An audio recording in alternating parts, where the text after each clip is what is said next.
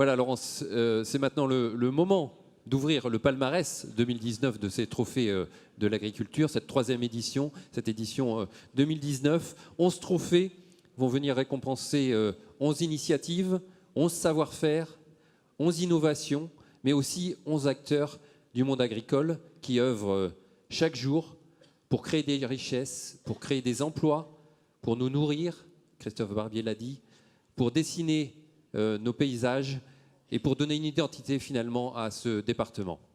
Voilà, je vous souhaite en tout cas une agréable soirée. Je vous rappelle que vous pouvez réagir, commenter et partager sur les réseaux sociaux, donc sur Twitter, hashtag agriculture-821 ou sur Facebook, @trophée de l'agriculture 21. Voilà. On ouvre le palmarès, on Laurence. ouvre le palmarès car nos estomacs commencent à se creuser, donc ça tombe bien avec l'agriculture au service de la gastronomie. Et pour cela, j'appelle Marc Fro, vice-président du conseil départemental et président de la commission aménagement du territoire, économie, logement, agriculture et développement durable. Sous vos applaudissements.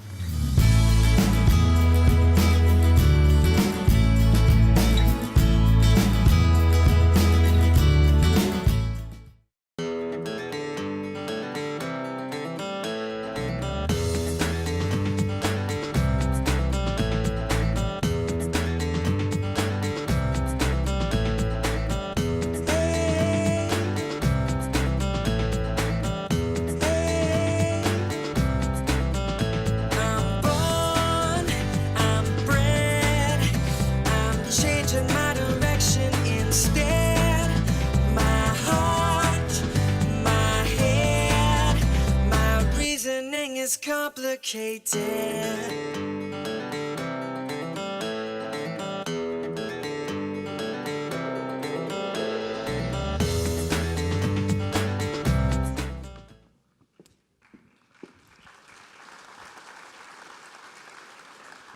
Vous avez raison d'applaudir parce qu'on a envie de rencontrer tous ces agriculteurs. Ça tombe bien, on va en rencontrer d'autres ce soir, tout aussi intéressants. Le département est très actif, Marc Fro, dans le domaine de l'agriculture. On peut citer votre soutien au réseau Bienvenue à la ferme, votre partenariat avec la Chambre d'agriculture lors de la foire gastronomique de Dijon, avec notamment les animaux présentés au public dans le cadre de l'animation La Ferme Côte d'Or. Le département a choisi cette année encore de soutenir ce trophée spécialement de la gastronomie. Pourquoi l'agriculture rime si bien avec la gastronomie en Côte d'Or ? Si vous voulez, la gastronomie en Côte d'Or, c'est vraiment, ça coule de source. On a vraiment c'est une petite France où on a beaucoup de produits haut de gamme. On a des chefs étoilés. Alors les produits haut de gamme, il y a la vigne, bien entendu, qu'on ne présente plus. Il y fait bon vivre et il y a des bons produits. Et si vous voulez, on a, je crois, 14 restaurants étoilés pour à peu près 16 ou 17 étoiles. Donc c'est en Côte d'Or, le bien vivre, le bien manger, c'est pas un scoop, c'est naturel. Alors, à propos de bons produits, j'aimerais en savoir plus sur votre nouveau métier au département. Vous êtes devenu acheteur de terrains agricoles. Expliquez-nous ça un petit peu. Oui, alors c'est dans la continuité de notre accord cadre avec la Chambre d'agriculture et pour essayer de continuer d'aider l'agriculture sur différentes formes. On a décidé d'acheter une vingtaine d'hectares de terres maraîchères pour installer 3 jeunes en bio et puis aussi garder 4-5 hectares pour faire une réserve d'eau parce qu'il est bon de rappeler à tout le monde que pour faire des légumes, il faut un petit peu d'eau. Et puis, et comme on en a des fois beaucoup et des fois pas beaucoup, c'est bien d'avoir des réserves. Et puis aussi pour garder 5 hectares pour faire des essais pour essayer, avec le nouveau climat, le réchauffement climatique, pour essayer de trouver d'autres formes et de travailler avec AgroSup, avec les lycées, de travailler sur plus de la projection à plus ou moins long terme. Donc on a voulu faire ça et on a même acheté, mais nettement moins d'hectares, un peu de vignes aussi, à Pommard. AOC, c'est ça ? AOC, 64 ans, hein, pas une vingtaine d'hectares. Et puis aussi par rapport au réchauffement climatique, pour essayer de voir comment on évoluera la vigne et on voulait être un peu présent sur toutes les sortes, comme la Côte d'Or est vraiment une petite France, pour être présent un peu sur tous les différents circuits ou différentes consommations et différentes productions. Pardon. D'accord. Alors, les terrains que vous avez achetés, je tiens à le signaler, de légumes, les légumes bio vont ensuite aller sur les cantines, dans Alors les cantines normalement, des élèves. c'est aussi pour les collèges, nos collégiens ou nos maisons d'anciens, les EHPAD et ainsi de suite. Mais seulement, on travaille aussi avec les maraîchers traditionnels. Mais seulement, c'était pour donner un coup de projecteur et essayer d'être plus performant sur ça. Merci beaucoup, Marc Fro. Quel est le lauréat de ce soir? Alors là, c'est Mélissa une bonne vous apporte. question. On ne le connaît pas. L'enveloppe arrive. Alors donc, je peux l'annoncer. Vous là. pouvez l'annoncer. Alors, la ferme des Biquettes et compagnie à Aubaine. On les applaudit. On les ils montent sur applaudit. scène. Représentés par Thomas Maurice et Fanny Fauvet.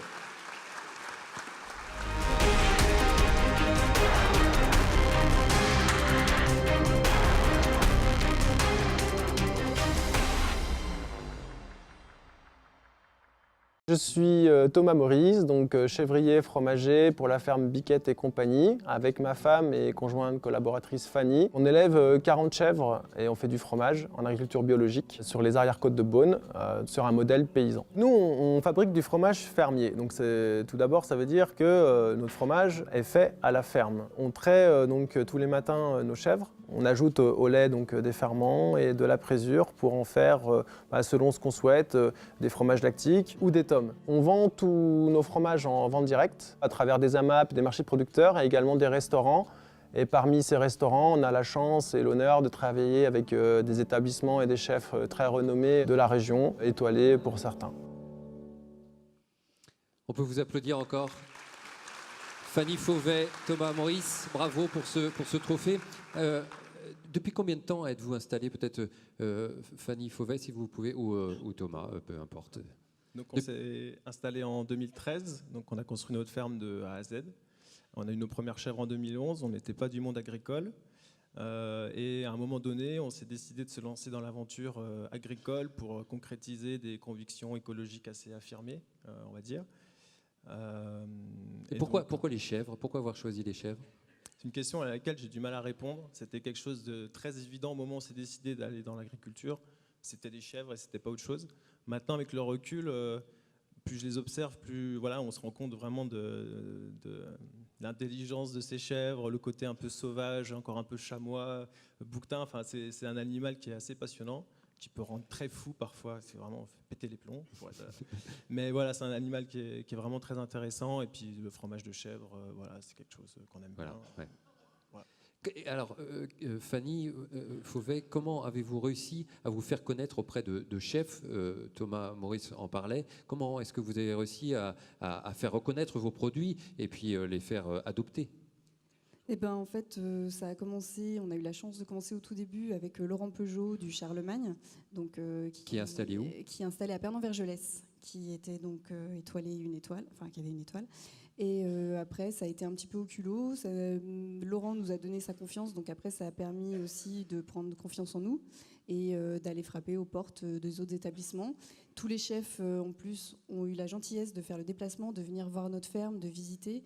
Donc, en plus d'un produit, voilà, je trouve pas le mot, mais... Oui, il y a une vraie relation qui s'est établie fait, avec les chefs, au-delà de la vente et de au-delà du produit, ils sont venus voir tout le côté humain qu'il y avait derrière, quoi. Si je peux rajouter, donc ça n'a jamais été forcément une finalité pour nous de vendre qu'à des établissements comme ceux-ci. On vend aussi à des AMAP. Voilà. Maintenant, c'est une fierté importante. C'est des choses qu'on est allé chercher aussi voilà, par fierté. Et ben, vous pouvez être fiers, effectivement, et on vous félicite. On vous laisse recevoir le trophée des mains de Marc Fro. Produit bon, et puis jeune couple. Et puis on vous laisse vous diriger vers le photocall pour la photo. Voilà, Mélissa récupère les micros et on passe au deuxième trophée de cette soirée, Laurence, le trophée de l'agriculture d'avenir. Et pour le remettre, j'appelle Sophie Fonkerny, vice-présidente du conseil régional en charge de l'agriculture.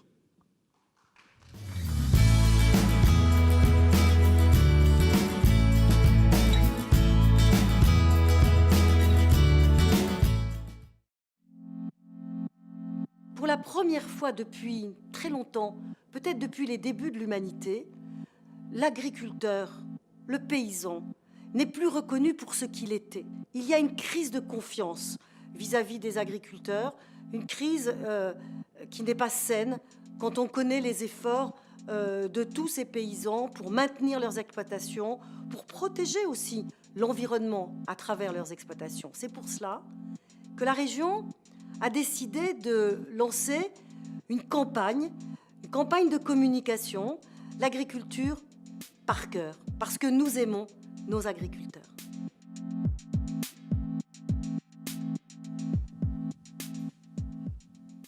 Bonsoir, Sophie Foncarny. Merci beaucoup d'être parmi nous ce soir. Alors, au-delà de la campagne dont parle la présidente, quelles autres mesures peut mettre en œuvre la région pour accompagner, pour aider les agriculteurs de ce département et plus largement de Bourgogne-Franche-Comté? C'est vrai que la présidente a raison. La première des choses, c'est la confiance à rétablir entre les agriculteurs et le monde. Mais il faut aussi que les agriculteurs puissent vivre. Et nous sommes région responsable de l'économie et puis également gestionnaire des fonds européens. Et donc là, nous avons un formidable levier pour accompagner l'agriculture, que ce soit au niveau des exploitations. Il faut que l'agriculteur arrive à se tirer un revenu. Donc peut-être avec les audits d'exploitation, en faisant des vraies stratégies sur les exploitations, en investissement intelligemment. Et il faut aussi soutenir les filières. Nous avons des filières vraiment de qualité sur lesquelles nous pourrons miser et faire de la valeur ajoutée et puis servir la gastronomie. Et donc nous sommes aux côtés des agriculteurs, des filières, bien entendu auprès du renouvellement des générations. Nous avons un certain nombre de défis et tout en répondant, ce qu'a dit tout à l'heure l'intervenant, à la demande du consommateur et des citoyens. Le défi de sortir un peu plus des produits phytosanitaires, d'accompagner l'agriculture biologique, de répondre à cette demande, elle est toujours là et nous accompagnons aussi cette reconnexion, on va dire, de l'agriculture avec la demande des citoyens. Alors vous avez, au niveau de la région, identifié un certain nombre d'enjeux majeurs pour l'agriculture de ce département. Parmi eux, l'adaptation au réchauffement climatique. Comment la région peut accompagner les agriculteurs vis-à-vis de ce risque et en tout cas ce changement climatique? Ben oui, parce que au-delà des enjeux courants qu'on a à traiter, qu'on continuera à traiter, il y a depuis, on s'en est rendu compte à la sécheresse de l'an dernier, un formidable défi, c'est d'arriver à maintenir suffisamment d'emplois d'agriculteurs malgré ces sécheresses récurrentes et ce changement climatique. Et je crois qu'il va falloir convoquer la recherche scientifique pour y arriver ensemble, même si déjà sur le terrain, il y a des initiatives intéressantes, des pistes de réflexion, des pistes pour s'en sortir. Et du coup, la prochaine conférence régionale agricole, ce sera sur cette thématique-là. Sur ce thème. En rassemblant les agriculteurs, les techniciens, les chambres d'agriculture, les instituts techniques, mais aussi l'université, l'INRA, AgroSup, pour arriver à voir comment, ensemble, on peut relever ce défi de garder de l'agriculture vivante, de garder aussi nos produits de qualité, parce qu'il y a un enjeu aussi à garder nos produits de qualité au-delà du réchauffement climatique. Voilà, c'est ces questions-là qui se posent aujourd'hui à nous et qui font qu'on arrive ensemble à répondre. Très bien, merci Madame Foncarny. On vous laisse nous dévoiler le nom du lauréat de l'agriculture d'avenir. Alors, domaine Gilbert et Philippe Germain à Nantou, représenté par Philippe Germain, co-gérant.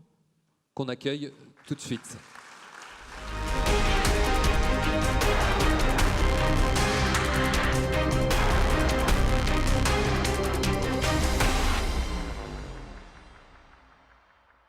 Le domaine Germain se situe dans un petit village à côté de Pommard qui s'appelle Nantou. On exploite les 2/3 de la surface sur la côte de Beaune, entre Savigny-les-Beaunes et Meursault, et le 2e tiers dans les Hautes-Côtes de Beaune. La particularité du domaine, c'est qu'on est classé en haute valeur environnementale pour la partie viticole.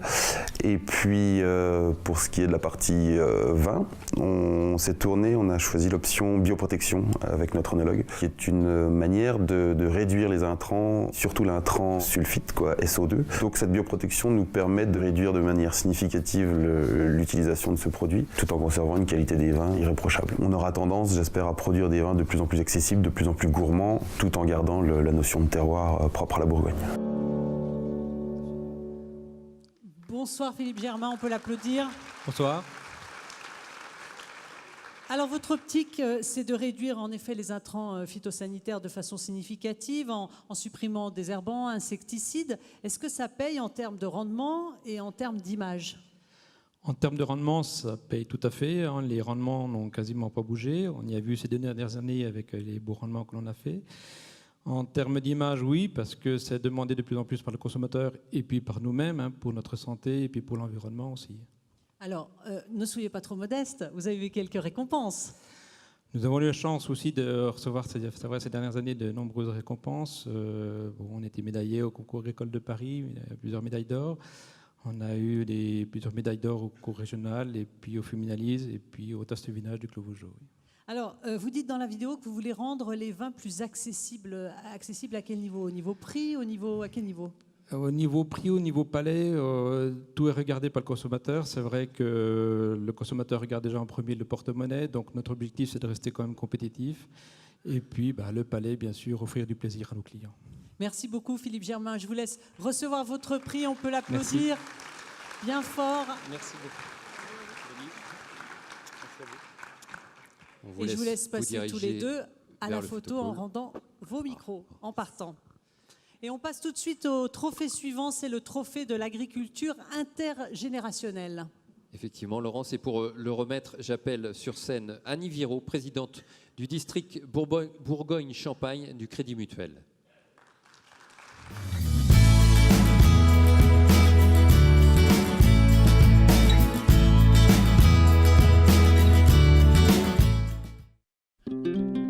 Ici, nous sommes dans une exploitation d'élevage, donc je suis installé en GAEC avec mon épouse.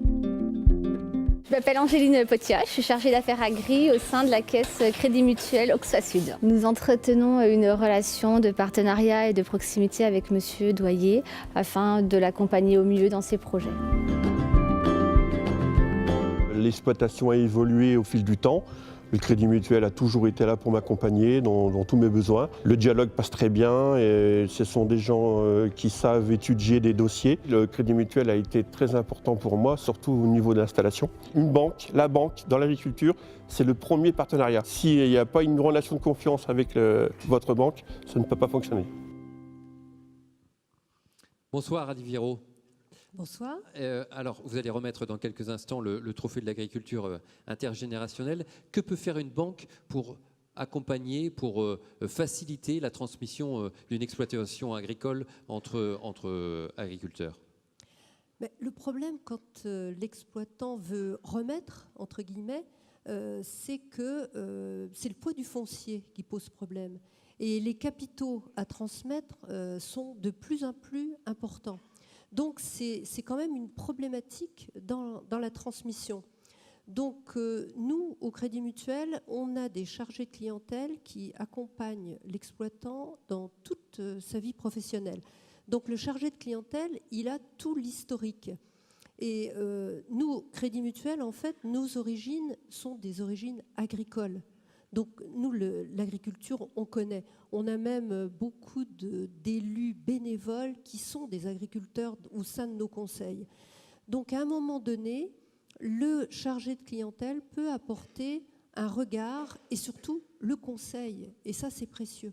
Et quelquefois, la transmission, elle ne se fait peut-être pas brutalement, mais elle peut se faire en douceur. Et quelquefois, le repreneur, ça lui permet de s'assurer justement un revenu décent en fonction des charges. Très bien, merci beaucoup Annie Viraud. On vous laisse nous dévoiler donc le nom du lauréat de ce trophée intergénérationnel. Alors, il s'agit de la ferme d'Étaules, à Étaules, représentée par Marion Colson, co-gérante. Voilà, qu'on accueille sur scène et qu'on applaudit.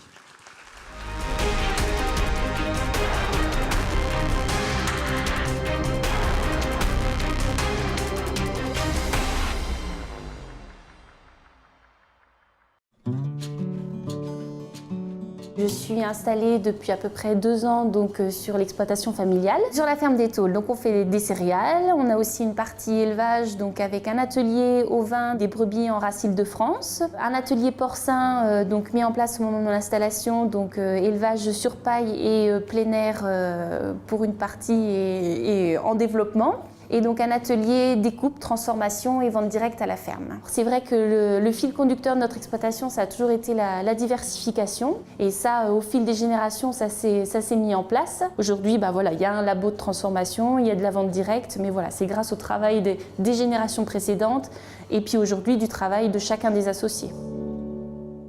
Marion Colson, bonsoir. Alors vous êtes venu en force avec votre frère Alexandre, qui travaille aussi avec vous, votre oncle Jean-René et votre tante Catherine, qu'on peut applaudir. Tout à fait. Voilà, parce que le monde de... C'est un travail d'équipe, l'agriculture. Voilà, le monde de l'agriculture, c'est souvent une histoire de famille. D'ailleurs, vous êtes la 7e génération, vous avez 29 ans et vous êtes installé en 2016 en reprenant donc la ferme de vos parents et de vos ancêtres. Était-ce une évidence pour vous de devenir agricultrice ? Alors, avec un petit peu de recul, je dirais que oui. C'est vrai qu'on a toujours baigné dans ce milieu et le monde agricole, c'est vraiment un milieu qu'on affectionne particulièrement, même si ça a été un peu dur pour mes parents. Enfin, pas dur, mais disons que c'est vrai qu'ils nous ont jamais poussés dans cette direction-là. Ils savent que c'est un métier qui est difficile, qui est prenant, qui pour une femme est aussi physique. Donc voilà, mais sur 3 enfants, il y en a déjà 2 qui ont pris la suite, donc c'est qu'ils nous ont quand même transmis cette passion. Alors, vous avez eu l'envie de vous lancer dans une nouvelle activité, la transformation. Comment cela a été accueilli par vos parents, justement ? Alors, je dirais qu'il y a eu des hauts et des bas. Non, c'est vrai que c'est une activité qui est nouvelle, qui sortait un petit peu de ce qu'on avait l'habitude de faire aussi. On était sur de la polyculture élevage, c'est un schéma qu'on connaît. La diversification, la vente directe, est-ce que ça va marcher à Étole ? Voilà, il y a eu pas mal d'interrogations, mais au final, on est une famille solidaire et ils sont tous montés dans le train. Alors, pour faire cela, vous avez suivi de nombreuses formations, vous êtes devenue bouchère, charcutière, et puis, parce que vous vendez donc vos produits à la ferme, vous l'avez dit, quel sentiment retirez-vous de ce parcours professionnel ? Alors c'est vrai que c'est un parcours qui est un petit peu atypique, surtout pour une femme, c'est vrai, mais je suis très très fière, mais c'est avant tout une fierté, je suis fière de ma famille, je suis fière de notre exploitation, c'est un travail commun, collectif. Voilà, aujourd'hui, il y a un labo, mais derrière, il y a le travail de plusieurs générations, et ça, c'est très important. Merci beaucoup, Marion. Alors, allez acheter des bons pâtés à Étole. Je vous laisse recevoir votre trophée. Merci et puis, beaucoup. tout avec votre famille, et puis passer tous à la photo, tous ensemble, avec votre partenaire du Crédit Mutuel. C'est un travail d'équipe, l'agriculture, aujourd'hui aussi. Tout à fait. Et puis on mange des bons produits. Vous auriez dû nous en amener un petit peu de pâté de viande. Peut-être. Allez, 4e trophée de cette soirée, Laurence, le trophée de l'agriculture créatrice de valeur ajoutée. Et pour le remettre, j'appelle sur scène Marc Patria, le président de Dijon Céréales.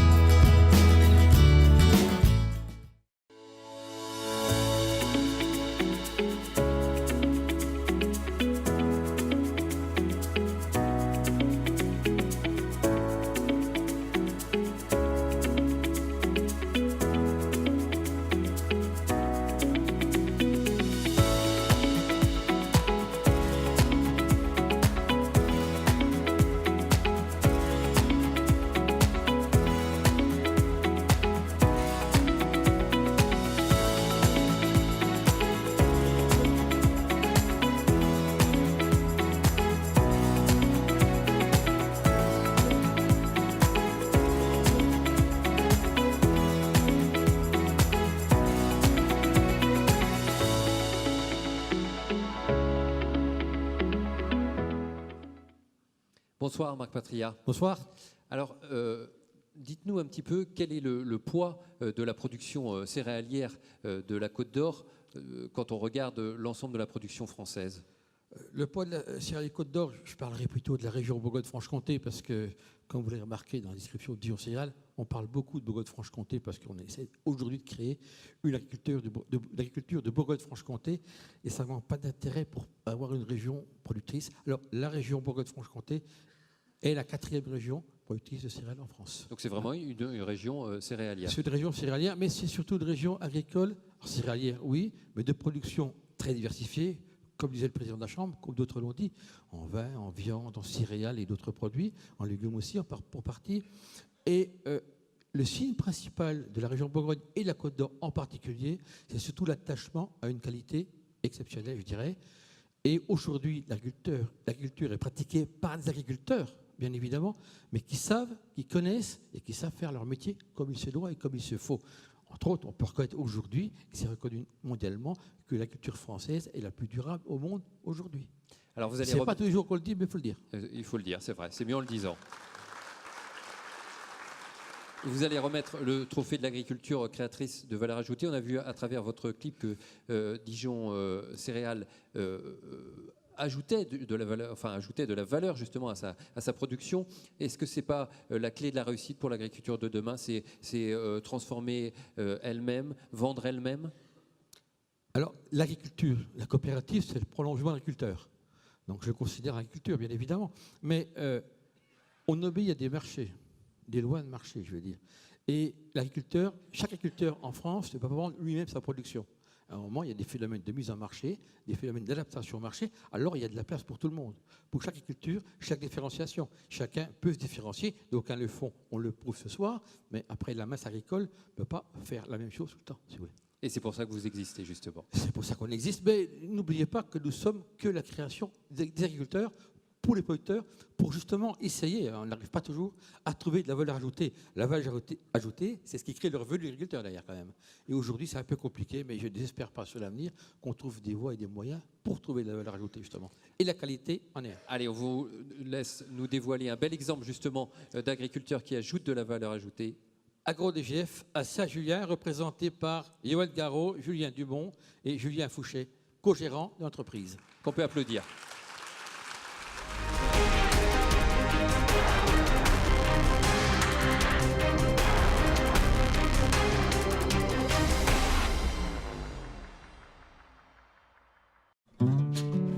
Nous sommes sur l'entreprise AgroDFG. Je suis associé avec Julien Dumont et Julien Fouchet. Notre activité première, c'est de produire des pommes de terre. En 2015, on a démarré l'activité de conditionnement de pommes de terre pour valoriser tout d'abord notre production et par la suite les productions d'autres producteurs de la plaine dijonnaise. On souhaitait apporter une plus-value à la production locale et aussi apporter de la pomme de terre locale à nos clients. Les clients sont satisfaits, voilà, la valeur ajoutée est là. Aujourd'hui, on a un produit qui est rémunérateur pour les agriculteurs.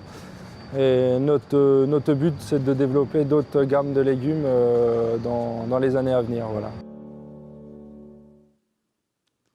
C'est une ode à la jeunesse ce soir car nos trois co-gérants ont dans la trentaine à peine, le plus vieux à 33 ans. Donc ça fait plaisir parce qu'on en a vu, puis on va encore en voir des jeunes agriculteurs sur la scène ce soir. Ma première question, alors vous dites qu'il va y avoir des autres légumes. Quels sont ces légumes que vous allez développer dans le futur?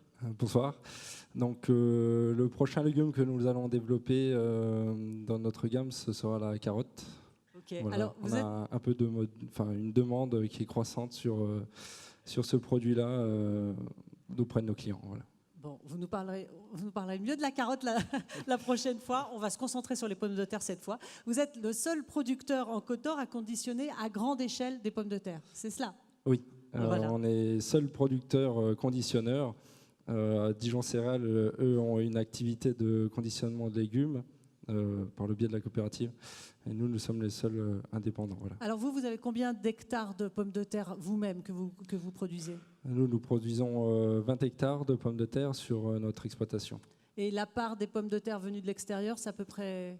Nous produisons à peu près 30% sur notre exploitation. Et le reste est fait chez des agriculteurs partenaires. Donc, voilà. Alors comment est-ce que vous sélectionnez ces agriculteurs partenaires? Est-ce que pour vous c'est important de... Parce que votre nom apparaît, comment ça se passe? Votre nom apparaît lorsque lorsque vous conditionnez ces pommes de terre? Elles sont sous votre nom ou pas? Donc on a une gamme qui est sous marque distributeur et une autre gamme où l'on a créé notre propre marque qui s'appelle la pomme de terre dijonnaise, donc qui est identifiée sur l'emballage. Donc voilà. Et donc pour sélectionner, on va dire la qualité des pommes de terre, donc on sélectionne les terrains en fonction des variétés, puisque les variétés poussent dans différents types de sols. Et la plaine dijonnaise parfois assez hétérogènes. Et dans ce cas-là, ça nous aide aussi, puisqu'on peut sélectionner les différents types de terres pour maximiser la qualité des pommes de terre. Voilà. Alors, si vous voulez en savoir plus sur la pomme de terre, vous retrouverez ces trois charmants jeunes hommes tout à l'heure au cocktail. Pour l'instant, je vous laisse recevoir votre prix tous les trois des mains de Marc Patria. Il va falloir le couper en trois. Voilà. Et je vous laisse rejoindre le photocall pour la photo avant de passer au trophée suivant. On peut les applaudir. Bravo à tous les trois.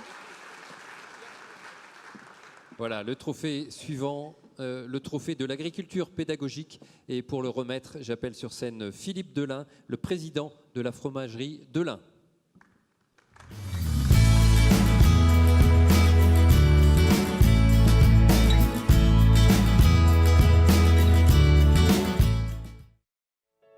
Entreprise familiale établie à Gilly-les-Citeaux, la fromagerie Delain est spécialisée depuis 45 ans dans la fabrication des fromages blancs à crème fraîche, dont le fameux triple crème Brillat-Savarin. Nos principaux clients sont le traditionnel, donc tout ce qui est crémier, restauration et collectivité, et aussi bien sûr l'export où on se développe de plus en plus dans ces marchés-là. Le maître mot, c'est la qualité, l'innovation aussi, parce qu'on essaie toujours de trouver de nouveaux fromages, mais c'est surtout de mettre en valeur la tradition fromagère qu'on a ici en Bourgogne, notamment pour le Brillat-Savarin, mais pour toutes les AOP ou IGP des fromages de Bourgogne. C'est surtout de mettre en avant tous ces fromages-là. Bonsoir Philippe Delain, on peut vous applaudir Bonsoir. encore. Bonsoir. Et votre belle production. Une production d'ailleurs que vous commencez à exporter vers quel pays ? Ah oui, ça fait plus de maintenant 18 ans qu'on exporte. On exporte 40% de notre production. On est en pleine évolution avec plus de 11% par an à l'heure actuelle. On exporte au Canada, aux États-Unis. On a fait un reportage hier sur France 2 d'ailleurs qui est passé sur la Chine. Là, demain, j'ai une Chinoise qui vient justement pour choisir les produits et tout ça. On veut vraiment se développer dans la Chine pour valoriser le lait de nos producteurs de lait. C'est pas difficile d'exporter vers ces pays, États-Unis, Chine, qui ont des contraintes sanitaires particulières ? Exactement, on a des contraintes sanitaires, on répond aux normes Food Défense ou IFS et tout ça. Et, le bâtiment qu'on a créé il y a 4 ans, qui est maintenant en saturation, on reparle déjà de développer un nouveau bâtiment d'ici 2 ou 3 ans pour toujours pouvoir évoluer. Alors, le savoir-faire, c'est bien, le faire savoir, c'est encore mieux, et transmettre aux autres générations, c'est aussi important. Est-ce que vous-même, vous faites visiter votre établissement aux jeunes générations ? Alors oui, on le fait visiter, mais sur des petites visites, parce que, étant donné qu'on a des contraintes sanitaires assez importantes par rapport notamment à l'export, on a du mal aujourd'hui à visiter. En plus, on a un confrère qui est à côté de nous qui fait visiter sa production. Mais là, moi, j'ai un projet et un rêve d'avoir justement avec un agriculteur la transformation et la production de lait et la transformation sur la ferme, et après de faire visiter tout ça aux élèves. Ça a toujours été un rêve depuis l'âge de petit, et je pense y arriver dans quelques années. Bon, on espère tous que vous y arriverez effectivement. En attendant, on vous laisse nous dévoiler le nom du lauréat de ce trophée de l'agriculture intergénérationnelle. Alors, c'est l'élevage... pédagogique, pardon. Pédagogique. C'est l'élevage des alpages de la Tille à Chambert, représenté par Sylvie Veneg, éleveuse. Excusez-moi, c'était... Les alpagas, oui, les alpagas. Ah oui, des alpagas, oui, nous, c'est les alpages. C'est les alpagas de la Tille à Chambert. Qu'on accueille.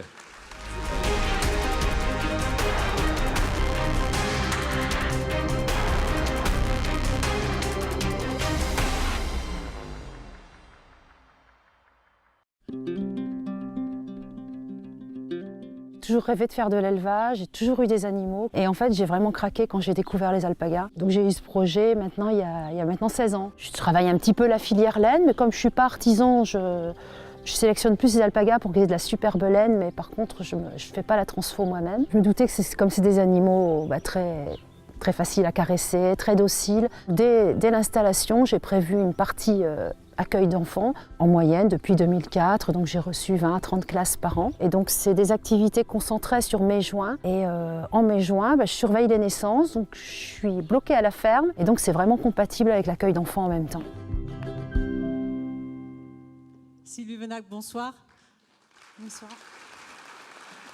Alors moi, je voudrais dire que je suis hyper déçue parce que je pensais que vous alliez venir avec un petit alpaga parce qu'ils sont hyper mignons, franchement. Donc vous êtes mon coup de cœur de ce soir. Le premier a 2 jours, il est né avant-hier. C'est vrai que c'est mignon, hein. J'entendais des petits bruissements dans la salle. Alors vous aimez multiplier les activités autour de l'élevage, vous avez également ouvert 2 gîtes, vous avez élevé un moment des lamas et puis ce n'était pas rentable. Comment est-ce que vous êtes devenue une des éleveuses d'alpagas les plus performantes de France ? En fait, dans un sens, c'est pas très compliqué parce qu'il y a beaucoup d'amateurisme, il n'y a quasiment pas d'exploitation professionnelle. Donc à ma petite structure, c'est une des plus grosses exploitations d'alpagas de France. Et comme maintenant j'ai 16 ans d'ancienneté, c'est vrai qu'au niveau technique, je fais des stages, tout ça, parce que... Combien d'animaux ? Au maxi, je suis montée à 100, là je suis tombée à 50 parce que j'ai super bien vendu. En fait, voilà, ça varie en fonction des naissances et des ventes, en fait. Alors, vous avez une particularité, vous n'utilisez pas de matériel dans votre ferme. Il n'y a pas de matériel agricole. Comment ça se passe ? Vous faites tout avec vos petits bras ? En partie, non, mais les alpagas sont des animaux légers et très faciles. Mais j'ai choisi, comme ma structure était petite, de ne pas investir dans du matériel. Et c'est grâce à ça que mon exploitation est rentable. Et en fait, je compte sur l'entraide avec les exploitations autour. Alors j'ai 4 agriculteurs, 4 exploitations avec qui je travaille. Il y a une céréalière qui m'aide pour l'accueil en ferme pédagogique quand j'accueille 2 classes. Un voisin qui soigne mes animaux quand je suis en vacances. Un autre qui a du super matériel pour faire du foin en petite botte, le meilleur de la plaine pour mon foin. Et puis un qui a un super tracto télescopique pour curer et pendre le fumier, quoi. Voilà. Ça doit parler sans doute aux agriculteurs, parce que la solidarité, c'est aussi... ça me permet de ne pas travailler toute seule et moi d'être économiquement rentable, en fait. Merci beaucoup, Sylvie Venag. On vous applaudit bien fort. Bonne continuation. On vous laisse passer au photocall. Bonne continuation avec vos adorables animaux. Peut-être l'un de vos enfants un jour va aller visiter la ferme de Sylvie parce qu'elle accueille beaucoup de classes. On passe tout de suite à quelque chose d'autre. On sort du monde des alpagas pour passer à l'agriculture numérique et connectée. Et pour cela, j'appelle Frédéric Bouvier, à nouveau le directeur départemental du bien public.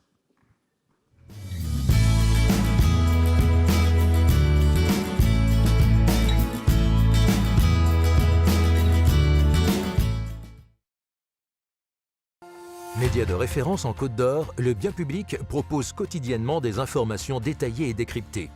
Chaque jour, ce sont 39 000 exemplaires distribués, dont les 2 tiers en abonnement, soit 161 000 lecteurs. Près d'un Côte d'Orien sur 3 lit le Bien Public. Sur le digital, le site bienpublic.com offre une information instantanée en continu qui associe les réseaux sociaux et s'appuie sur une rédaction forte de 52 journalistes et 150 correspondants. Chaque jour, 1 883 000 pages vues et 220 000 visites. Grâce à cette audience quasiment unique en France et à de nombreux supports associés, que ce soit des magazines ou des livres, le Bien Public propose à ses partenaires des solutions de communication sur mesure. Reflet de l'actualité de la Côte d'Or depuis 150 ans, le Bien Public a su se transformer pour répondre aux attentes de ses lecteurs, de ses annonceurs et de ses internautes. Frédéric Bouvier, le numérique, c'est vraiment une révolution pour toutes les entreprises, y compris dans les médias. Alors, expliquez-nous un petit peu ce qu'on ne voit pas quand on lit le journal, ce qui se passe dans votre journal. Vous avez développé un projet qui s'appelle le Digital First. Ça veut dire donner la priorité au digital. Ça veut dire quoi pour un journal écrit, un journal papier ? En fait, le Digital First, pour nous, c'est plutôt un timing. Jusqu'à présent, jusqu'à ces dernières années, le journaliste écrivait d'abord pour le papier qui allait paraître le lendemain dans le journal. Voilà ce qu'on a demandé aux équipes à partir de hier. Ça a commencé en début de semaine en fait. On a demandé aux équipes en fait d'écrire au fur et à mesure qu'ils avaient validé les infos. C'est-à-dire que ce soir, vous avez sans doute lu, pour ceux qui sont connectés, des papiers que vous ne pourrez lire sur le print que demain matin. Le print, c'est le journal. Le papier, excusez-moi, c'est les termes qui nous appartiennent. Donc le journal de demain, en fait, si vous branchez actuellement, vous pouvez lire des papiers que nous avons mis en ligne directement dès ce soir. Voilà. Ça demande aux journalistes de travailler beaucoup plus vite et d'être... Non, alors surtout, il ne faut pas dire ça. Il ne faut pas leur dire ça. Non. Le journaliste, son métier, c'est de vérifier l'information et de prendre le temps de vérifier, de prendre du recul sur l'information. Donc surtout pas, on ne va pas se précipiter précipité, on n'est pas des réseaux sociaux. Nous, on a notre temps. Notre temps, c'est vérifier l'info avant de la publier, avoir le contradictoire, avoir toutes les informations possibles pour délivrer à nos lecteurs une information complète. Et demain, sur Internet, on pourra retrouver les photos de cette soirée, etc. Bien sûr. Et ça fait chaque fois beaucoup de vues, hein. Notamment la soirée de l'agriculture. Tout à fait. Vous les avez déjà en ligne, puisque Jean-Loup, qui est là, donc travaille en direct. Vous les aurez aussi demain dans le journal. Et puis, effectivement, toute la traîne sur 15 jours sur ces trophées. Alors, Frédéric Bouvier, qui remporte ce soir le trophée de l'agriculture numérique et connectée? Ce sont les pépinières Dima à Berre-le-Châtel, représentées par Christophe Dima, gérant.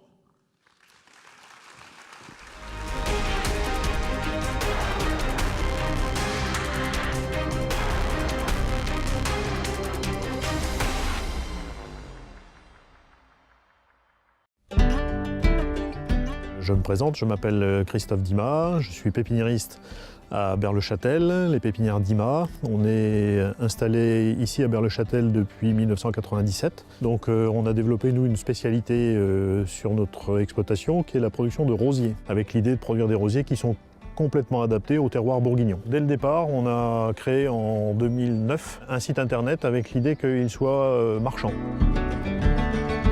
Le site internet connaît un développement important. Je suis même pratiquement étonné tous les jours que des commandes arrivent de toute la France, voire même de l'Europe parfois. C'est 30% d'augmentation là sur les dernières saisons et ça commence à peser dans la balance. Bonsoir Christophe Dima, on peut vous applaudir. Bonsoir. Bravo pour ce trophée, bravo pour cette initiative. 30% de commandes supplémentaires, dites-vous dans cette vidéo. Que représente aujourd'hui le e-commerce dans votre chiffre d'affaires? Alors c'est encore une part modeste qui représente 15% de notre activité rosier, puisque actuellement c'est principalement les rosiers qui sont présentés sur la boutique en ligne. Vous attendiez un tel succès? On vous sent un petit peu sceptique dans la vidéo.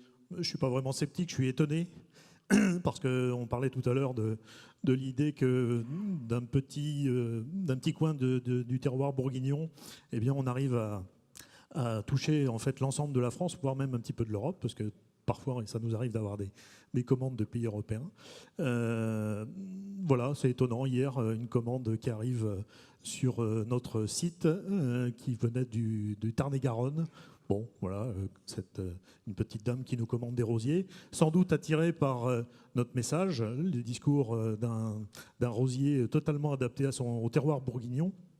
On connaît, enfin, le monde entier connaît la Bourgogne, et sans doute grâce à cette notion de terroir qu'on met en avant, sur laquelle on valorise la notion de rosier adapté aux terres calcaires, eh bien c'est sans doute cette image-là qui fait que voilà, on émerge sur Internet. Oui, le site vous sert véritablement de vitrine. Est-ce que vous avez des idées pour développer ce site de vente en ligne?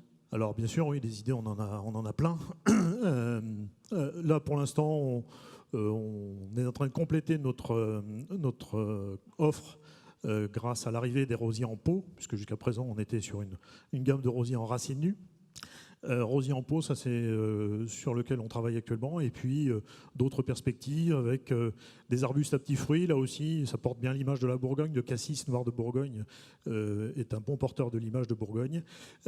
Également les arbres fruitiers, puisqu'on a développé toute une gamme d'arbres fruitiers, variétés anciennes, locales, et donc on travaille là-dessus, sachant qu'aujourd'hui, peut-être la grande question qu'il peut y avoir sur Internet, c'est savoir comment exister vis-à-vis des grands intervenants. La guerre, elle est sur la première page de Google, et comment être présent sur cette première page à travers un référencement naturel. Bon, là, on s'appuie sur notre homme de la technique, qui est l'homme avec lequel on travaille sur l'aspect technique, qui s'appelle David Duret, qui est présent avec moi, et qui, justement, participe activement à faire que ce site fonctionne. Visiblement, ça fonctionne, justement. Bravo, Christophe Duma. On vous laisse recevoir votre trophée des mains de Frédéric Bouvier. Voilà, et vous dirigez vers le photocall. Bravo et encore, passer Christophe à Duma. la photo. Et voilà, et maintenant, parce qu'il n'y a pas que nous qui travaillons ce soir, on va vous faire un petit peu travailler vous aussi. Donc je vous propose de prendre dans votre poche ou dans votre sac à main votre téléphone portable. Je suis sûre que vous en avez tous un. Ça y est, la salle s'allume, je vous vois. Donc je veux vous voir sortir votre téléphone portable. Un numéro va s'afficher derrière nous, le 07 57 91 19 66. Vous le composez, c'est gratuit, ça ne vous coûtera rien. C'est pour faire un petit jeu. Voilà, c'est le moment de jouer. Où on va vous poser des questions. Vous aurez 3 propositions. Il faudra trouver la bonne et bien évidemment, on va voir vous donnera la bonne réponse dans la foulée. Alors ça concerne l'agriculture, alors ça ne devrait pas être difficile. Alors il va y avoir un petit compteur qui va s'afficher, donc on va savoir combien de gens ont voté. Donc attention, vous allez vous faire taper sur les doigts si vous ne sortez pas vos téléphones portables. Pour une fois, vous avez le droit de l'utiliser pendant le spectacle. Alors la première question, Laurence. Alors la première question, elle va s'afficher. Quel est le nombre d'électeurs aux élections de la Chambre d'agriculture de Côte-d'Or en janvier 2019 ? Alors la question A. Monsieur Lavier, il ne joue pas le président parce qu'il connaît les questions. Je vois, il n'a pas sorti son portable. La question A, 14 829. La question B, la réponse B, pardon, 18 829. Et la réponse C, 21 829. 12 personnes ont voté. Il n'y a donc que 12 détenteurs de téléphone portable en Côte d'Or ce soir. Il n'y a pas de réseau. Il n'y a pas de réseau. Ah mince. Ah bah là... Il y en a. Après le trophée du numérique et de la connexion, c'est embêtant, c'est vrai. Alors, nous n'avons pas de partenaire SFR Orange ce soir. C'est pour ça qu'ils ne sont pas venus, peut-être. 97 quand même. Il y en a qui ont du réseau. 112. Alors, moi, je voulais vous dire aussi, je voulais vous remercier d'être là, car la salle est vraiment pleine ce soir. Et je crois que vous pouvez vous applaudir, parce que c'est magnifique.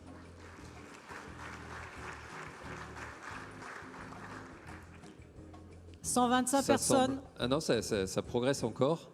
Je pense qu'il y a combien de personnes? 400, 500 ce soir? Oh, 450, oui, au 450. moins. Oui. 136 ont voté. Les autres n'ont toujours pas de réseau?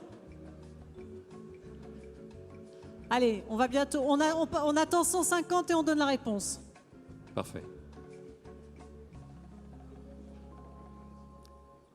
Allez, ça semble se stabiliser. Ah, ça y est, 151. Les Allez. gens avaient peur de passer la nuit ici. Alors, Frédéric, la bonne réponse? Eh bien, la bonne réponse, c'était 21 829. Ah oui, c'est ça. 21 829. Et sachant qu'il y a plus de 50% des gens ont répondu 18 829. Qui a répondu 21 000? Qui a répondu 21 000? Vous levez la main. Alors après, sans tricher, on vous demandera qui a les 3 bonnes réponses. Question suivante.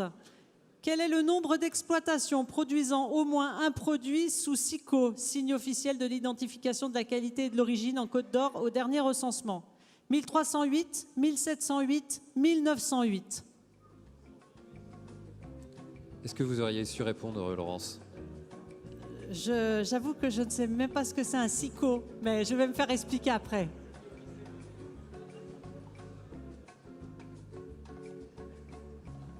Il y a du réseau quand même. Hein, le réseau est revenu. Il y a du réseau. Allez, 106, tout à l'heure, vous avez été 151 à voter. Il y a un alpaga à gagner qui vous attend dehors. Si vous avez un jardin, c'est très gentil. Si vous avez de l'herbe, c'est plus embêtant. Si vous avez de l'herbe, il va tout abîmer. Allez, 160. Ah, bravo. On donne la bonne réponse, Oui, Laurence? la bonne réponse. Eh bien, la bonne réponse, c'était 1708. Bravo. Vous avez été la majorité à trouver la bonne réponse. Alors, qui a trouvé jusqu'à présent Qui a trouvé les deux bonnes réponses? 2 bonnes réponses. Ah, il y a un monsieur. Ah, ils ne sont pas beaucoup. Ils ne sont pas nombreux. Hein. Ça va se jouer sur la 3e. On va être obligé de leur offrir quelque chose. Hein, On va être obligé, je pense que... Alors, 3e question. Quel est le nombre d'actifs permanents en agriculture en Côte d'Or en 2018? 8 225, 10 285, 12 285. Attention, l'alpaga, c'est maintenant que ça se joue. Il me semble que M. Lavier a donné la réponse même en début de soirée, je crois. Non? Ils ont peur de gagner l'alpaga parce que personne...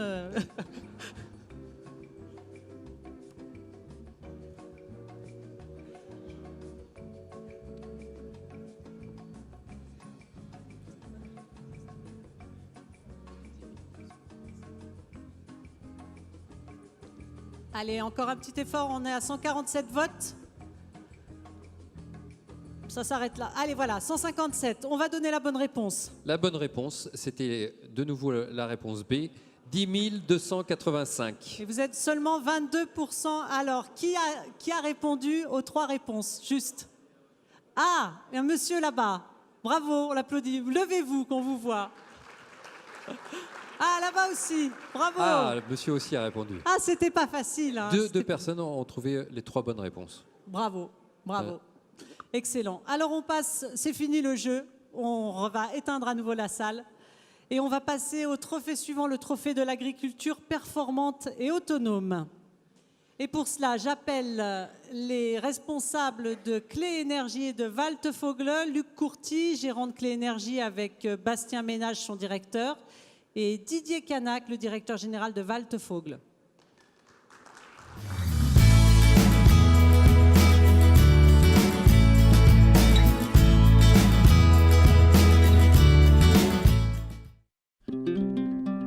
Clé Énergie, on est une entreprise basée à Marsanne-et-la-Côte. On est spécialisé dans le photovoltaïque agricole principalement pour des projets de bâtiments. L'intérêt premier des agriculteurs qui font appel à nous, c'est dans un premier temps avoir une diversification d'activités grâce au photovoltaïque qui apporte soit un revenu supplémentaire sur l'exploitation, soit dans un deuxième temps qui permet d'amortir et de financer des projets de bâtiments. Je m'appelle David Saugier, je suis le président de la société Waltefogle qui est située à Dampierre-sur-Salon en Haute-Saône. Nous réalisons des constructions métalliques destinées aux bâtiments agricoles, industriels et tertiaires. Nous offrons à l'agriculteur une solution non seulement de structure de bâtiments, mais également de production de panneaux photovoltaïques. Donc on présente à l'agriculteur cette solution en partenariat. Nous réalisons tous les mois plusieurs bâtiments agricoles en Côte d'Or en partenariat avec Clé Énergie. Bastien Ménage, bonsoir. On vous a vu sur la vidéo. Le photovoltaïque connaît un regain d'intérêt chez les agriculteurs. Comment vous l'expliquez? Tout simplement grâce notamment à la baisse des coûts de raccordement sur les réseaux électriques publics. Il y a une aide de l'État de 40% depuis à peu près un an, donc qui a donné un gros coup de pouce. La baisse des coûts des centrales photovoltaïques. Les prix des panneaux ont énormément chuté ces 2 dernières années. Et puis le troisième point, c'est l'évolution technologique de nos produits. Les panneaux évoluent tous les jours, donc on a de plus en plus de production sur nos centrales. Alors les agriculteurs, souvent ils utilisent le photovoltaïque pour eux-mêmes ou pour produire de l'électricité pour la vendre? Depuis 2008, c'était beaucoup de la revente sur le réseau pour créer une diversification de revenus, pour payer un bâtiment, amortir un coût de bâtiment neuf.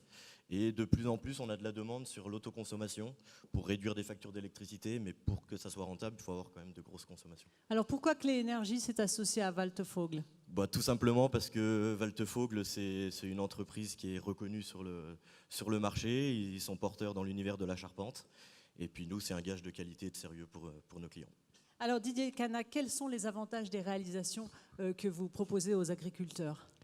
On apporte aux agriculteurs l'expertise d'un grand charpentier avec 5 ingénieurs calculateurs, un bureau d'études de 25 personnes, une production 100% française en Haute-Saône sur un site de 40 000 m².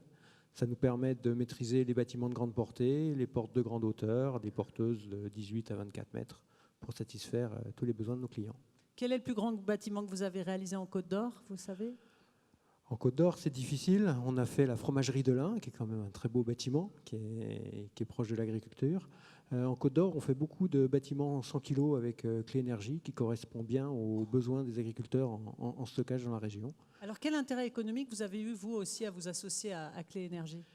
Nos clients communs cherchent un projet global et s'associer, avoir un partenaire nous a permis de couper tout ce qui est interface. Les interfaces qui sont source d'erreurs, mais qui sont aussi source de perte de temps pour le client et de perte d'argent pour l'entreprise. Donc, nous associer nous a permis d'être plus fiables et plus performants. Merci beaucoup Didier Canac. Dites-nous quel est le lauréat de ce soir pour ce trophée? C'est l'EURL Pascal Lapré à Mont-Saint-Jean, représenté par Pascal Lapré, gérant. Voilà, qu'on accueille sur scène.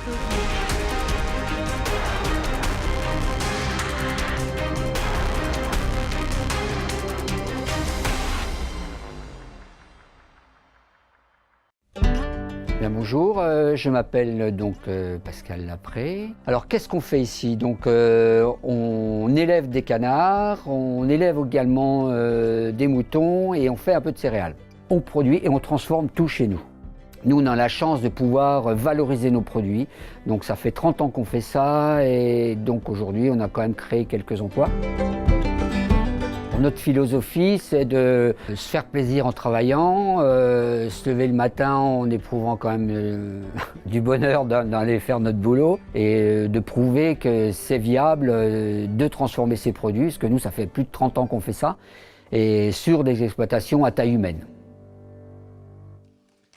On peut vous applaudir effectivement, Pascal Lapré, bonsoir. Bonsoir.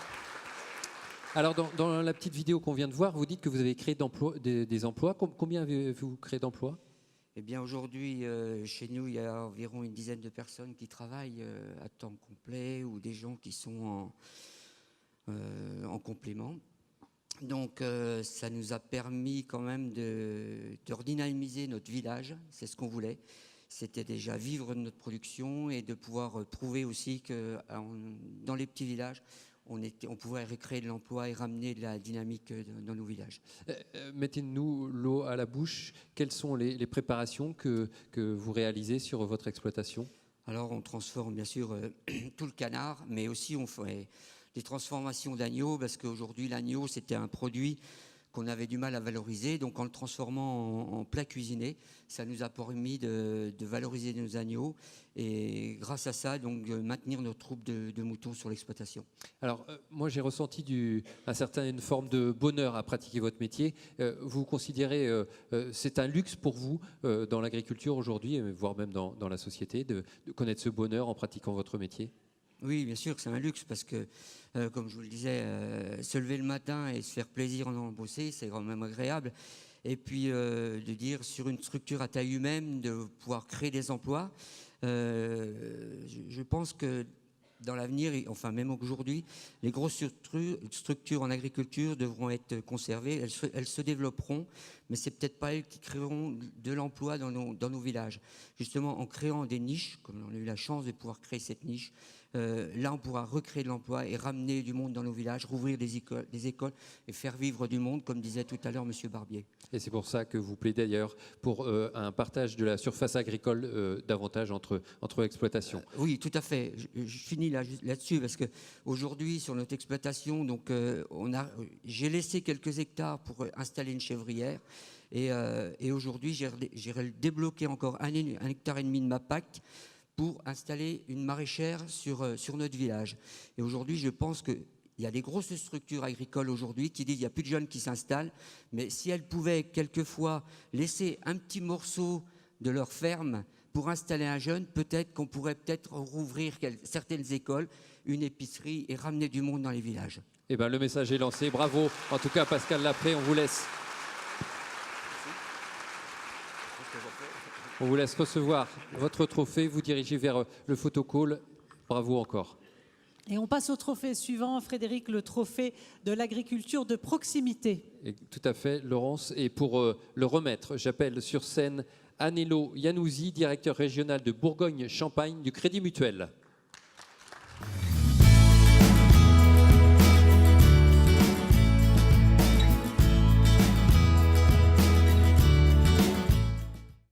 Nous sommes fortement implantés sur le marché de la viticulture et pour privilégier la proximité et pour bien répondre à la demande de nos clients, nous avons un chargé de clientèle qui est basé à l'agence de Beaune, Cédric Parigot, qui travaille sur le secteur de Ladoix-Sérigny jusqu'à Savigny. Et pour la partie sud, nous avons un bureau, une agence à Meursault, qui est dirigée par Frédéric Clerc. Et avec Sylvie Léger, ils travaillent tous les deux exclusivement sur le marché de la viticulture pour répondre à la demande de nos clients. En 2016, on a eu un projet de construction de cuverie et il n'aurait pas pu se réaliser sans le Crédit Mutuel. Les avantages du Crédit Mutuel, c'est la proximité. C'est des gens qui sont proches du terrain, qui sont sur le terrain. On discute ensemble et comme ça, on peut développer et établir nos projets futurs. Bonsoir Anello Iannuzzi, merci d'être avec nous ce soir. Alors la proximité, ça tient très à cœur au Crédit Mutuel. On l'a vu, vous avez des chargés de clientèle qui sont spécialisés dans la viticulture. Est-ce que vous avez justement pour jouer la carte de cette proximité d'autres chargés de clientèle spécialisés dans d'autres domaines de l'agriculture? Bien sûr. Avant toute chose, je tiens à vous remercier. C'est très très belle soirée. Le Crédit Mutuel est très heureux de s'associer pour la 3e année consécutive à ce bel événement. Et puis pour parler de proximité, je voudrais rebondir sur ce qu'on a vécu tout de suite avec le téléphone. Si certaines et certains d'entre vous ont besoin d'être raccordés régulièrement en téléphonie, le Crédit Mutuel, c'est la première banque à faire de la téléphonie. Et ça, en termes de proximité, je pense qu'on ne peut pas faire mieux. Maintenant, plus sérieusement, mais la proximité chez nous, c'est un des piliers fondateurs de notre banque. Et au 19e siècle, quand le Crédit Mutuel a été créé, c'était justement pour et par les agriculteurs. Et aujourd'hui, au 21e siècle, je crois que la proximité prend une dimension toute particulière. Et tout à l'heure, j'ai apprécié aussi l'intervention sur la désertification. Et quand on voit aujourd'hui dans le paysage bancaire un certain nombre d'établissements bancaires quitter les villages, quitter les villes, au Crédit Mutuel, nous, on affirme haut et fort notre proximité. Et notre proximité, elle se caractérise sous différentes formes, notamment par nos agences physiques. Et à l'intérieur de nos agences physiques, de nos caisses locales, il y a des femmes et des hommes. La présidente l'a signalé tout à l'heure, il y a les élus bénévoles qui nous accompagnent, qui nous montrent le chemin, qui nous rappellent à l'ordre quelquefois, qui nous valident avec nous les attentes et les besoins de nos agriculteurs. Et puis il y a ces femmes et hommes salariés, nos directeurs de caisse, nos chargés de clientèle agricole, viticole, formés avec un fort pouvoir de décision locale. 97% des décisions sont faites localement par nos conseillers dans nos caisses locales. Au plus près des projets. Au plus près des projets. Merci, Monsieur Iannuzzi. On Merci. vous laisse nous dévoiler le lauréat de ce trophée de l'agriculture de proximité. Il s'agit de Jérôme L'Huillier, exploitant agricole à Échenon. Qu'on applaudit et qu'on accueille.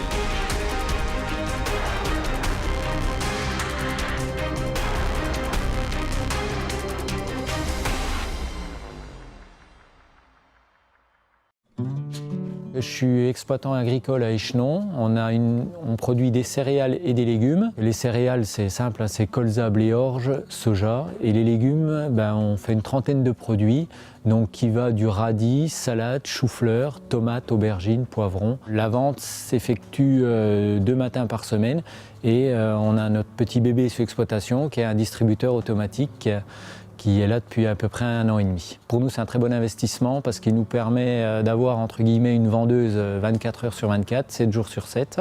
Alors à ce jour, le distributeur est composé de 40 cases. Notre objectif, c'est de l'agrandir d'ici 6 mois, voilà, de doubler la capacité de l'appareil. Bonsoir Jérôme L'Huillier. Bonsoir. Ça aussi, c'est mon petit coup de cœur, parce que quand j'ai envie de cigarette au milieu de la nuit et qu'il n'y a pas de distributeur, je vais chez le distributeur de légumes. Et je prends plutôt, je sais pas, une patate, un poireau, une carotte. Non, c'est génial cette idée de distributeur. Comment est-ce que ça marche? Ça sera plus simple que les cigarettes déjà. Voilà. Alors le distributeur, c'est très simple, c'est 40 cases qui sont numérotées de 1 à 40. Donc on tape le numéro de case sur le pupitre. On peut cumuler plusieurs cases, on valide. Ensuite, le règlement, soit par pièce ou carte, avec ou sans contact. Et une fois le règlement effectué, toutes les cases s'ouvrent, puis on peut rejouer. Voilà. C'est excellent, parce que c'est vrai que si on a une grosse envie de pot-au-feu n'importe quand, on va chez vous, il y a toujours quelque chose dans les casiers. Les gens viennent à quel moment, vous savez, sans rire, ils viennent Ça nous arrive d'avoir des clients à 6h du matin, à 22h. Voilà, et puis quand l'appareil est vide, il nous appelle. D'ailleurs, il m'a appelé tout à l'heure. Voilà. Voilà, revenez charger. Alors, on trouve combien de kilos de légumes dans chaque casier? Alors, on va faire des sacs de pommes de terre de 10 kilos, de 5 kilos. On peut faire une case avec juste 2 salades ou une cagette avec un assortiment de produits de la saison. Vu que sur la ferme, on fait 35 produits. Donc, l'hiver, il y aura toujours du poireau, de la mâche, de la carotte, du navet. Et puis au printemps, on va avoir du chou-fleur, du radis, de la salade. Pour se développer, un agriculteur doit avoir toujours des idées comme ça? Oui, je pense. Puis en plus, c'est valorisant pour notre profession, parce que c'est un petit challenge. Et puis quand on le réussit, on est assez fiers. Merci beaucoup Jérôme Lillier. Je vous laisse recevoir votre trophée pour cette belle initiative qui va peut-être donner des idées à quelqu'un. On pourra peut-être chez les pépinières d'Ima chercher un rosier dans un casier si on a une brusque envie de rosier à planter. Après l'avoir commandé par Internet. Bien sûr. Bien sûr. Et on passe tout de suite, Frédéric, au trophée suivant, le trophée de l'agriculture citoyenne. Et pour cela, j'appelle Jean-Luc Loison, président du comité technique de Côte d'Or de la SAFER.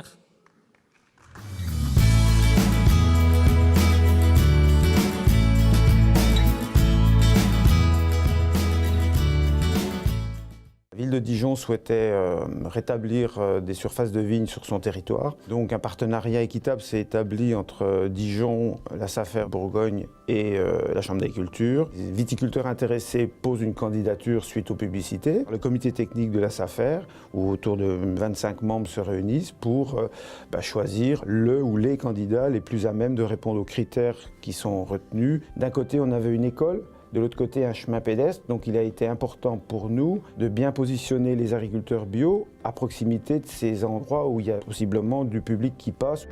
Suite à l'attribution du comité technique de la SAFER, le Grand Dijon a signé un bail amphithéotique à la Chambre d'agriculture. Et nous avons signé un bail à 25 ans avec un cahier des charges agriculture biologique. En habitant Marsanais, nous sommes les plus près du Grand Dijon pour exploiter des parcelles. La Rente de Giron, ce qui est le nom du climat, je pense à terroir qui va être magnifique.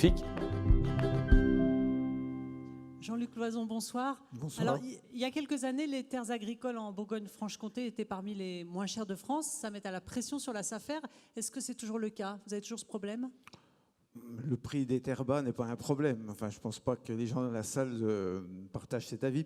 Enfin, je dirais simplement qu'il faut toujours être très prudent et très modeste quand on parle de foncier, de SAFER. C'est toujours un sujet extrêmement sensible. Après, comment je dirais, ce qu'il faut faire attention, c'est que aujourd'hui, quand la SAFER a un bien à rétrocéder, souvent les candidatures se dénombrent de 5 à 50, 60 candidats. Donc ça dénote quand même un engouement pour le foncier. Forcément, cet engouement participe à l'augmentation du prix. Vous remettez ce soir le prix de l'agriculture citoyenne. Est-ce que encourager la citoyenneté fait partie de vos missions, alors que vous le disiez, vous êtes plutôt dans le foncier? On vous connaît plus que pour cela. Je crois que tout le monde l'a senti ce soir. Il se passe quelque chose dans l'agriculture. L'agriculture est aujourd'hui sous les feux des projecteurs par rapport à la société, par rapport au travail que les producteurs conduisent dans leurs exploitations. Et il se devait que la SAFER accompagne ce mouvement. Je vais prendre quelques exemples pour que ce soit plus parlant. La SAFER peut participer, par exemple, à des restructurations foncières autour des puits de captage pour garantir la qualité irréprochable de l'eau qui sera distribuée aux consommateurs. Elle peut également aussi rétrocéder des biens à fort enjeu agro-environnemental à des associations qui sont reconnues par l'État comme étant garantes d'une biodiversité importante. Merci beaucoup Jean-Luc Loison. Qui est le lauréat ce soir de la citoyenneté? Ce soir, j'appelle l'EURL Lebreuil à Fenay, représenté par Samuel Gogli, gérant, et Fanny Rougeron, conjoint collaborateur. Voilà, qu'on peut applaudir.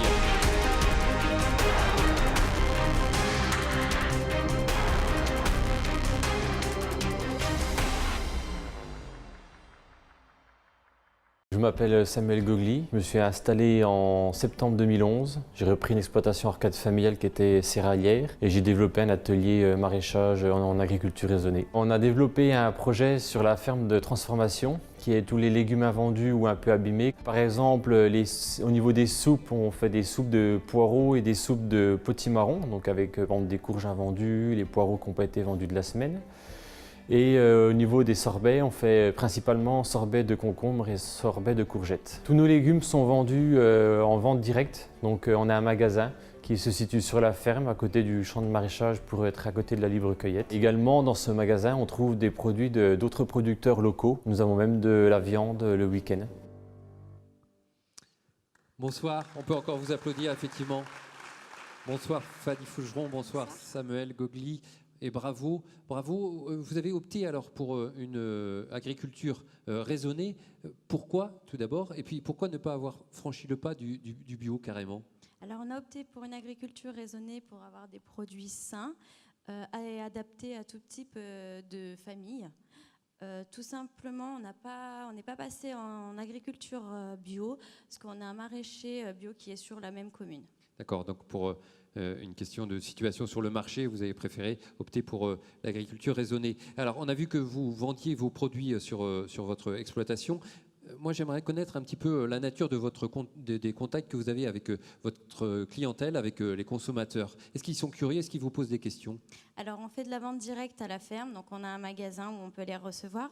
On fait également de la libre cueillette de fraises et autres légumes. Et la relation avec la clientèle, quelle est-elle? Est-ce que les gens vous posent des questions sur la façon dont vous produisez vos produits? Oui, ils nous posent des questions, comment on fait, est-ce qu'on met de l'engrais? Voilà, ils sont libres de nous poser toutes questions et on y répondra. Ce sont des fidèles, des gens qui viennent régulièrement? Oui, c'est de la clientèle fidèle. On a notre clientèle fidèle pour l'hiver et pour l'été. Alors, dans la vidéo, toujours, vous évoquez les sorbets au concombre et à la courgette. Alors ça, moi, ça m'étonne. Moi, j'aimerais d'abord savoir quel goût ça a, et puis avec quoi les préparer, comment ça se prépare. Donc, en fait, on a des légumes invendus.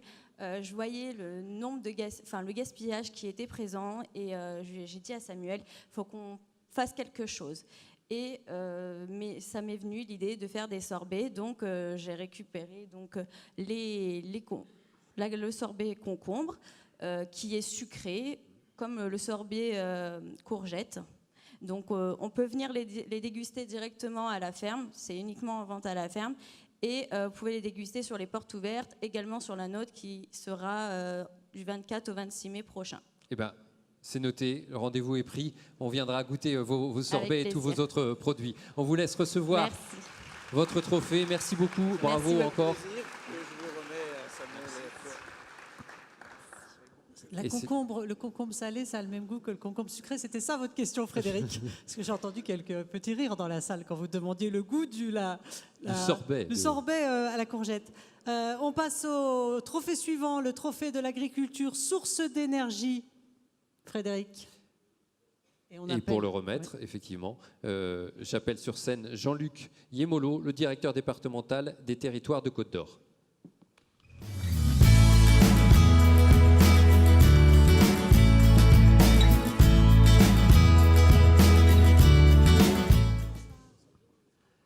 Rebonsoir, monsieur Yemolo. Alors, votre direction départementale est en contact direct et régulier avec les agriculteurs de ce département. Est-ce que vous avez le sentiment que les agriculteurs de Côte d'Or se portent bien, ont le moral? Bon, ce que je tiens à souligner d'abord, c'est que les trophées de l'agriculture, depuis 3 ans, montrent que la Côte d'Or dispose de richesses, tant au niveau de ses terroirs que du talent de ses agriculteurs. Il y a aussi des productions de qualité qui sont mondialement connues, comme la viticulture, pour ne citer qu'elle. Mais ce département dispose aussi malheureusement de quelques faiblesses qui font que certains agriculteurs dans le département souffrent. Une partie du département a des sols qui sont très peu productifs, et puis l'ensemble du département est aussi particulièrement sensible aux aléas climatiques, et Dieu sait que ce département en a connu de nombreux ces dernières années. Alors vous allez remettre dans un instant le trophée de l'agriculture source d'énergie. Est-ce que c'est une piste aussi pour l'agriculture de demain, produire sa propre énergie pour faire des économies et puis éventuellement pour diversifier ses revenus? Tout à fait. Les exploitations agricoles disposent de ressources, telles que leur surface, de la biomasse qui est disponible en quantité. Et ces ressources peuvent assez facilement être valorisées sous forme énergétique. Il y a déjà de nombreux exemples dans le département, sans doute pas encore assez, mais on en a vu quelques-uns au cours de la soirée. Il y a un certain nombre d'unités de méthanisation qui existent dans le département. Il y a pas mal de bâtiments qui sont couverts de panneaux photovoltaïques. C'est une solution intéressante à la fois pour faciliter la construction de bâtiments, pour sécuriser des revenus qui sont par ailleurs très aléatoires. Donc je crois que ce soir, on va avoir un exemple supplémentaire. Eh bien, on vous laisse justement, monsieur Yemolo, nous dévoiler le nom du lauréat. Alors sans plus attendre, le lauréat est le GAEC de la Contrée à Ampille-les-Bordes, représenté par Clément Babouillard, qui est gérant. qu'on peut applaudir.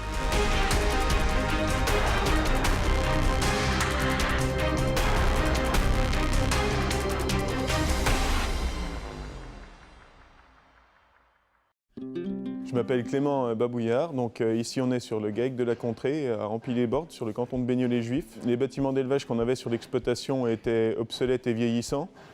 Si je souhaitais continuer l'élevage le restant de ma carrière, il fallait que j'investisse dans un bâtiment beaucoup plus fonctionnel, plus grand et qui soit capable d'accueillir tout le troupeau. On a, d'un point de vue économique, un bâtiment qui est relativement peu coûteux, avec des vaches qui ont beaucoup plus de place, donc il y a beaucoup moins de pertes, en meilleure santé, il y a moins de maladies respiratoires. L'idée du montage du bâtiment m'est venue en cumulant plusieurs aides et la production d'énergie solaire sur le toit du bâtiment. Ça me permet aujourd'hui d'avoir un bâtiment qui me coûte relativement peu cher pour abriter mon élevage à l'étang. Clément Babouillard, bonsoir. Bonsoir. De combien de bêtes disposez-vous et quelle est la taille de ce bâtiment? Donc aujourd'hui, c'est un bâtiment de 1400 mètres carrés avec 50 vaches allaitantes dessous et on a l'objectif d'en faire 60 demain. L'année prochaine. Et elles ont de la place. Elles ont de la place, oui, elles sont en bon état. Alors, vous avez repris l'exploitation familiale il y a quelques temps. Votre fierté, c'est d'en faire une exploitation moderne et également durable. Est-ce que ça a été compliqué à réaliser ce projet? Est-ce que ça a été coûteux? C'est un projet qui est assez coûteux, oui, il y en a pour 300 000 €, mais pour le mettre en place et qu'il nous revienne à 3 000 € par an de remboursement, en fait, on a cumulé plusieurs dossiers d'aide, donc le PCAE et le GI2E, et on a couplé l'énergie solaire sur le toit. Donc, ce qui fait qu'au final, avec la vente d'électricité qu'on revend à Enedis, on arrive aujourd'hui à un bâtiment qui nous coûte 3 000 € par an sur 12 ans. Qui vous a aidé, qui vous a conseillé dans cette démarche? Principalement la Chambre d'agriculture, que je remercie, et aussi Crédit Mutuel qui nous a financés. Merci beaucoup, Clément Babouillard. On vous félicite, on vous souhaite bon courage. On vous laisse recevoir. Merci. Et on vous laisse recevoir ce trophée des mains de la préfecture. Et puis, je veux passer à la photo tous les deux. Et on va passer tout de suite au trophée suivant, le dernier trophée de cette soirée. L'ultime soirée, le trophée Coup de cœur. Et pour cela, j'appelle Vincent Lavier, le président de la Chambre d'agriculture, qui va conclure cette soirée.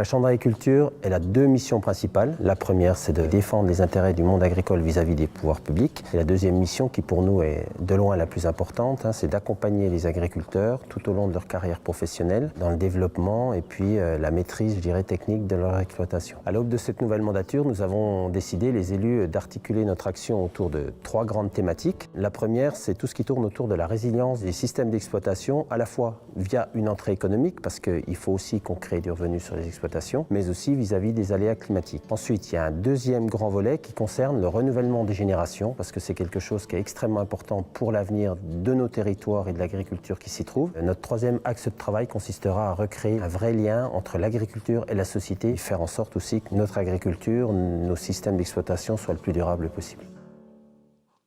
Il a dit beaucoup de choses, hein, Vincent Lavier, dans la vidéo. Alors, vous parlez de renouvellement des générations. Je crois qu'on l'a vu ce soir, hein, parce qu'il y avait beaucoup de jeunes et ça faisait vraiment plaisir à voir, tous ces jeunes super motivés. Et puis, moi, j'aimerais vous demander, justement, est-ce que cette soirée, vous l'avez suivie comme nous tous ici, avec toutes ces belles présentations, ces belles entreprises, ces belles exploitations, est-ce qu'elle représente, est-ce qu'elle reflète l'agriculture de Côte d'Or ?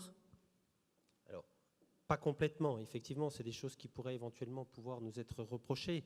Mais l'idée, ce n'est pas forcément de représenter l'agriculture telle qu'elle est dans son ensemble, mais surtout de donner des pistes à tous les gens qui se posent des questions sur une possible évolution de leur système d'exploitation, en leur présentant justement un certain nombre de situations où les agriculteurs en place ont fait le choix d'innover, d'aller chercher quelque chose de différent en termes de production. En effet, il y a beaucoup d'innovations ce soir et j'espère qu'il y a des idées qui vont fuser et qui vont germer. Sans dévoiler le nom du gagnant du coup de cœur tout de suite, qu'est-ce qui vous a séduit dans ce coup de cœur ? Alors, ce que j'attends d'un coup de cœur, c'est une exploitation qui a une démarche globale, très transversale et en même temps cohérente d'évolution de son système. Voilà, c'est un petit peu ça qu'on cherche.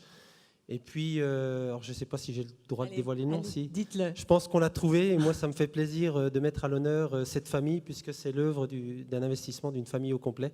Donc c'est le GAEC du Mont-Lassois à Étrochet. On les applaudit bien fort. Je ne dis pas par qui il est représenté parce que je pense qu'ils vont venir nombreux. Donc représenté par Michel Payot.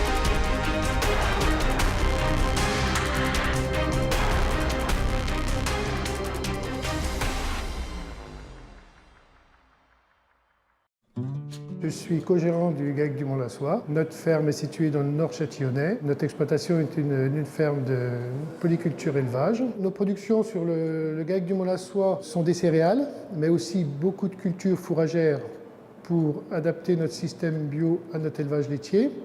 Et ensuite, maintenant, c'est surtout la transformation qui nous occupe beaucoup. La spécificité de la transformation, c'est surtout notre marque de yaourt, les yaourts Adèle. Ils sont maintenant très très connus à Dijon, mais aussi les autres produits frais, fromage blanc, faisselle, etc., qui ont vraiment beaucoup de succès. Et c'est vraiment la qualité de nos produits qui font que notre exploitation est rentable. On peut vous applaudir effectivement. Michel Payot, vous êtes le co-gérant du GAEC du Mont-Lassois. Alors, présentez-nous un peu les personnes qui sont montées sur scène avec vous. Donc, je suis le co-gérant, un des 4 co-gérants, puisque nous sommes 4 associés depuis le mois dernier, puisque Florian nous a rejoints. Donc, historiquement, Jean-Claude et moi, on était sur l'entreprise familiale. Et la transformation est arrivée avec la nouvelle génération. Donc, à l'époque, c'était mon fils Gaëtan et Thomas. Depuis, donc, oui, bien sûr, donc je vais vous présenter aussi le reste de la troupe. Donc Joël, qui n'est pas dans notre structure, mais qui est toujours très active. Mes 2 nièces, Cindy et Timothée. Donc Cindy, c'est notre responsable commercial à Val de Dijon et sur le secteur dijonnais et Beaune. Et Timothée nous a rejoint à la production. Et ce que je voudrais ajouter, c'est que on ne boude pas notre plaisir le fait qu'il y ait un vrai engouement et une vraie jeunesse. Et je vois par exemple pour Timothée et Cindy, elles ont finalement changé leur parcours professionnel pour nous rejoindre sur notre exploitation. Et ça, c'est vraiment un grand bonheur. Alors, dans la vidéo, vous disiez justement la qualité de nos produits fait que notre exploitation est rentable. La qualité, ça passait forcément par une conversion à l'agriculture biologique ? C'est-à-dire qu'on a démarré la transformation avant le passage en bio. On avait vraiment la volonté de faire des produits naturels. Et notre produit phare, c'est bien sûr le yaourt Adèle. On a voulu créer un produit qui n'était pas un yaourt ordinaire. On voulait que ce soit un vrai dessert. On a choisi déjà au niveau de l'emballage, on a beaucoup travaillé le packaging et après on a choisi un emballage en carton recyclable. Ce qui attend quand même le consommateur aujourd'hui. Et après, le produit est vraiment, c'est un produit vraiment sans conservateur, sans adjuvant, juste du lait, des ferments et des bonnes confitures artisanales. C'est ça aussi la recette du succès, puisque effectivement votre yaourt Adèle, il est connu quand même maintenant, bien connu dans la région et reconnu. C'est le produit, le packaging, la communication également, c'est important. Oui, il faut beaucoup de communication. Dans le fait, on est quand même au nord de la Côte d'Or et donc il faut quand même communiquer pour aller au-devant de la clientèle. Et on s'est aperçu que si on ne sortait pas de nos fermes, on s'est aperçu finalement qu'on avait beaucoup de clients potentiels, mais il fallait vraiment qu'on sorte de nos fermes. Et vraiment, notre berceau, c'est Dijon et on travaille beaucoup sur Dijon. Eh bien, bravo. Vous vouliez ajouter quelque chose, monsieur, peut-être ? Non, pas grand-chose à rajouter, sauf le fait que voilà, il faut oser se jeter à l'eau. Le fait d'être passé en bio, c'est beaucoup de changements sur l'exploitation. On a tous le sentiment d'avoir changé de métier. Michel, qui avait une vocation à s'occuper plutôt de l'élevage, aujourd'hui c'est plutôt lui qui s'occupe beaucoup du côté commercial, il fait des transports. On a confié l'élevage à son fils et je pense que ça reste très bien. Ça nous permet aussi de travailler en famille parce qu'à côté j'ai ma fille. mon fils qui est là-bas aussi. Et donc Cindy a quitté son travail pour animer le marché à Dijon, 3 jours par semaine, et aussi de faire de la prospection commerciale sur Dijon. Comme elle est sur place, ça tombe bien. Et puis voilà, Timothée, le dernier arrivé sur l'exploitation, qui travaille avec mon fils. Donc voilà, c'est super plaisant. C'est super plaisant comment dire, d'avoir 50 ans, puis de bosser dans cette situation avec ses enfants, de créer une dynamique. Et vraiment, ce que je serais tenté de dire à tous ceux qui nous écoutent, ben voilà, faut oser. C'est toujours le premier pas qui est le plus difficile à faire. Mais voilà, une fois que les problèmes sont là, ben on se pose bien et on essaie de les résoudre un par un. Donc, voilà. Merci beaucoup. Merci beaucoup. Et bravo d'avoir osé, justement. Voilà, le coup de cœur. Voilà. On vous laisse recevoir le trophée, vous dirigez vers on le vous laisse photocall. aller au photocall et vous ne redescendrez pas de la scène puisqu'on va inviter tout le monde à monter sur scène. Tous les partenaires, maintenant pour tous les lauréats. Tous les partenaires, tous les lauréats, je vous invite à remonter sur scène pour faire une grande photo. Cette soirée se termine. Merci beaucoup d'avoir été avec nous ce soir. Merci effectivement Laurence, à vous. Merci aux partenaires, merci aux équipes techniques et aux équipes du bien public sans qui cette soirée n'aurait pu avoir lieu. Alors je vous rappelle donc que dès ce soir vous pourrez retrouver sur le site internet du journal bienpublic.com un compte-rendu en photo de la soirée. Et puis demain dans le journal une double page compte-rendu de cette soirée.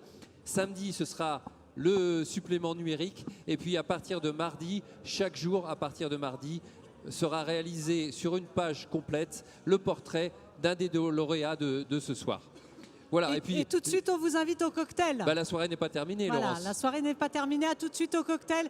Et encore bravo à tous les lauréats. Merci à vous, bonne soirée.